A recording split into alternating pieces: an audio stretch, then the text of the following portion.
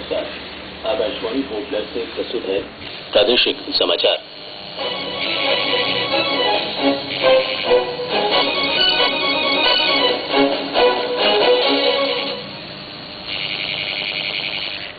प्रधानमंत्री नरेंद्र मोदी ने कहा है कि एकजुटता और जिम्मेदारी की भावना से स्वच्छ भारत के लक्ष्य को हासिल किया जा सकता है।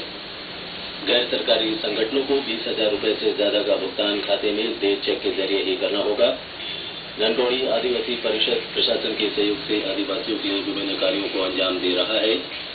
देव समूह में खाद्य सुरक्षा सुनिश्चित करने के लिए जिला खाद्य सुरक्षा इकाई आवश्यक कदम उठा रही है और एमपी घनटोड़ी आज चेन्नई के लिए प्रस्थान करेगा।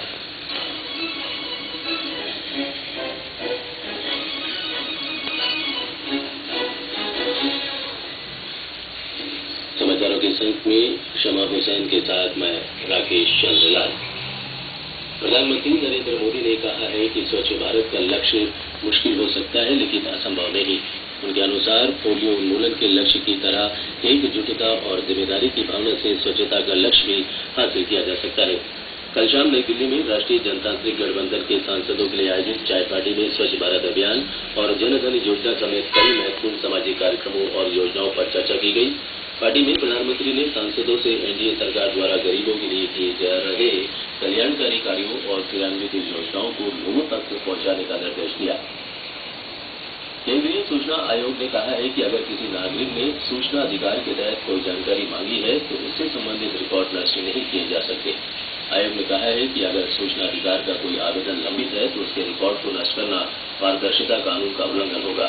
पारदर्शिता पैनल ने दिल्ली प्रौद्योगिकी विश्वविद्यालय से सूचना मांगने के बारे में अशोक दीक्षित की याचिका पर सुनवाई के दौरान यह व्यवस्था दी। विश्वविद्यालय ने श्री दीक्षित को यह जानकारी देने से इनकार कर दिया था कि इससे संबंधित रिकॉर्ड नष्ट किए जा चुके हैं।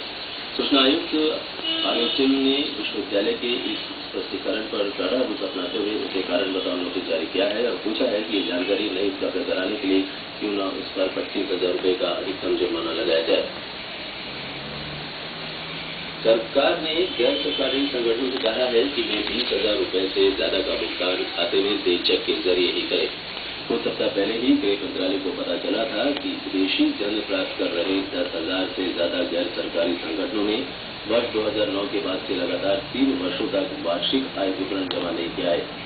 दूसरे देशों से धन प्राप्त करने के लिए पंजीकृत अथवा अनुमति प्राप्त संस्थाओं के अभिलेखों और खातों की जांच के दौरान सरकार को पता चला कि कुछ गैर सरकारी संगठनों ने विदेश से प्राप्त धन से बड़ी मात्रा में एक मुश्त राशि निकाली और उसका नकद भुगतान किया।